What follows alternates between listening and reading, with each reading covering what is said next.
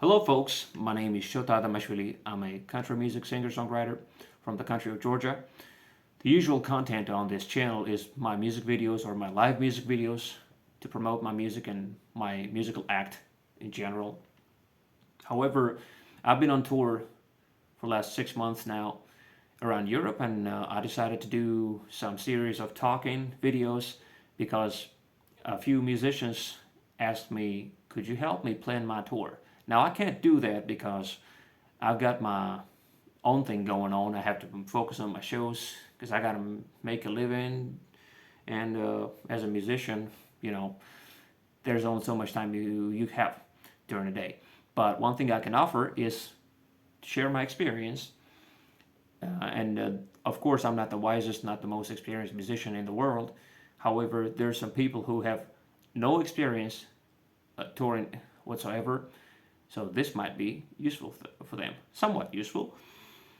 I wrote a few things down. I think in different videos I'll be covering different topics about touring.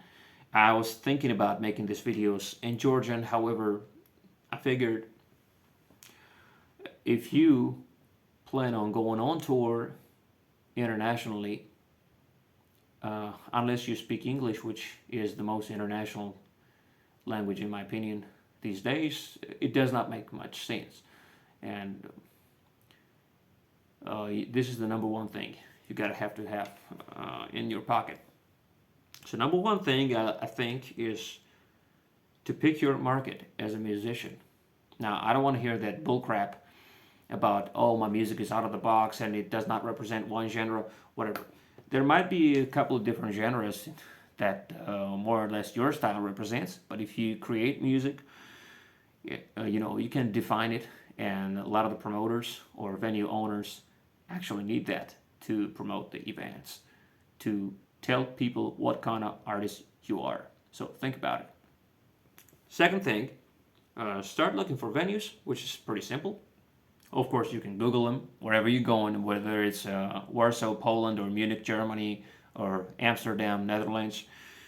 Just Google live music venues all around those places. Write them out and start sending emails. But before sending emails, there's some other things to do. First of all, you got to figure out the time of your tour. Let's say more clearly, which season do you pick for your tour?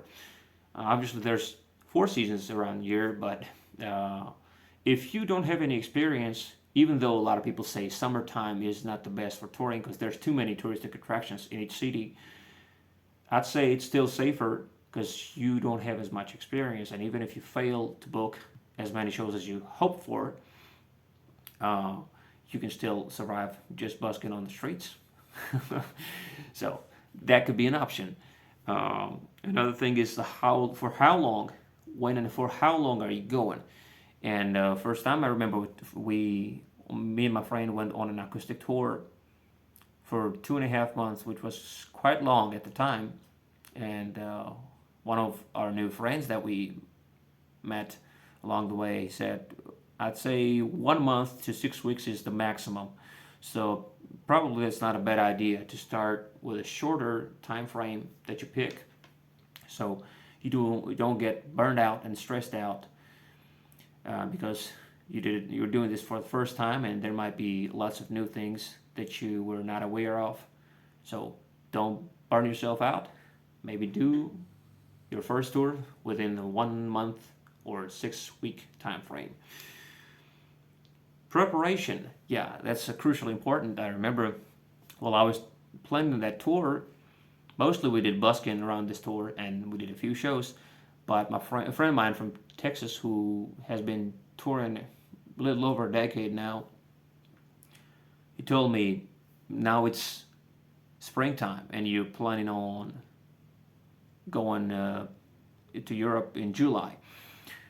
Now is a better time to plan the fall season, but for July or August might be a little too late. I still did it, but anyway, we didn't get a lot of shows.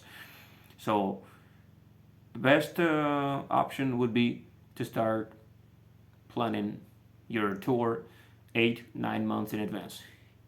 If it's earlier, probably even better, but 9 to 8 months.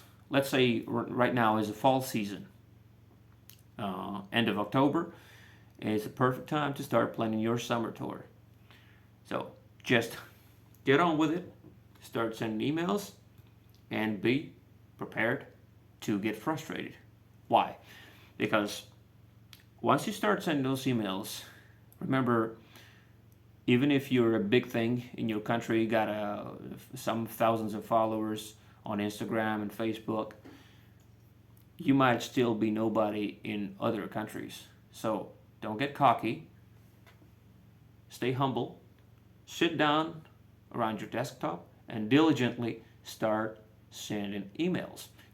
Pick certain dates. Maybe you're thinking, okay, in June, first half of June, I'm going to go to Poland. Second half of June, we're going to take a bus all the way to Berlin and continue some Germany, do a few cities in Germany. Then we're going to go down south, Slovakia, Czech Republic, whatever. But just take into consideration that a lot of people may not answer you. That happens. You send 1,000 emails, 10% or less answer sometimes. You might get lucky, but it does not always happen. So think about this. Another thing is, once you write the emails, you gotta keep it short and sweet. That's what I got from my friends, and actually it proves to be right, because a lot of people read so many emails about from live music acts, they just don't have time to read long ass biographies. Just keep it short. Your musical style, your whatever conditions, whether you're asking for accommodation, food, and maybe some kind of money that they have to pay you. Sometimes it happens that you just get accommodation and food and only ticket sales, and you get the money based on ticket sales, or sometimes it's just on tips or CD sales, that if you have any CDs or some other merchandise. Different kinds of conditions. Sometimes you just negotiate certain kind of money. It all depends on who you're talking to. And before you send emails, also it's crucially important to have some kind of materials. If you write music, okay, you might be playing some cover music as well, like I do. I have some original songs, but I also play a bunch of covers. But I've got a YouTube channel with a bunch of videos, live performances. It's important. Just your recordings is not enough. You should have some tracks as well.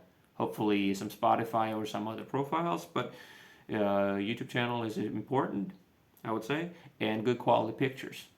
And those pictures are meant for posters usually. A perfect thing would be to have a bio and whole electronic press kit, what they call EPK, in a PDF file with your pictures, with your biography, some links to the music, and some credentials. Maybe you have won some awards, you have gone to some competitions in your country, anything, any achievements that you have, and start sending those out. Just remember, keep your expectations low.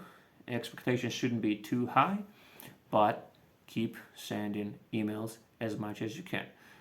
So next video, we'll discuss some other topics, and I'll see you later.